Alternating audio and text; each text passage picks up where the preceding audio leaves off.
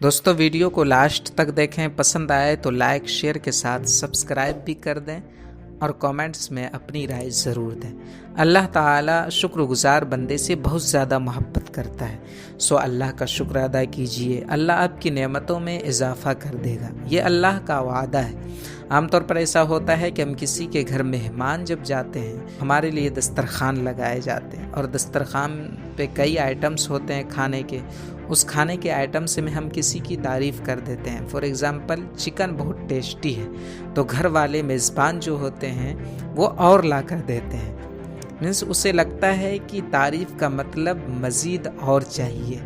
जब एक बंदे को ऐसा लगता है, तो जब हम अल्लाह की दी हुई नेमत, जो हमें अल्लाह ने जो नेमत अता की है, उस नेमत की अगर हम तारीफ़ करें, शुक्रिया अदा करें, तो अल्लाह ताला ज़रूर इजाफ़ा करेगा। ये अल्लाह का वादा है। शुक्र अदा करने की वजह नहीं ढूंढनी चाहिए, बल्कि आदत डालनी चाहिए, क्योंकि शुक्रगुजार बंदे से अल्लाह मोहब्बत करता है।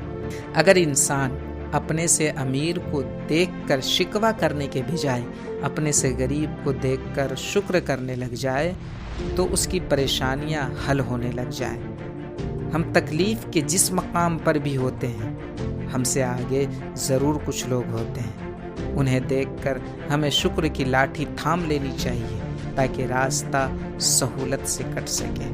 अगर हमें अल्लाह का शुक्र अदा करने की आदत न हो, तो हमें इंसानों का शुक्र अदा करने की आदत नहीं पड़ती।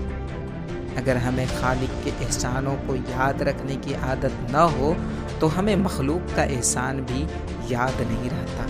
जब किसी ज़रूरतमंद की आवाज़ आपकी कानों तक पहुँचे, तो शुक्र अदा कीजिए कि अल्लाह ने अपने बंदे की मदद के लिए आपको पसंद किया, वरना वह अकेले सबके लिए काफ़ी है।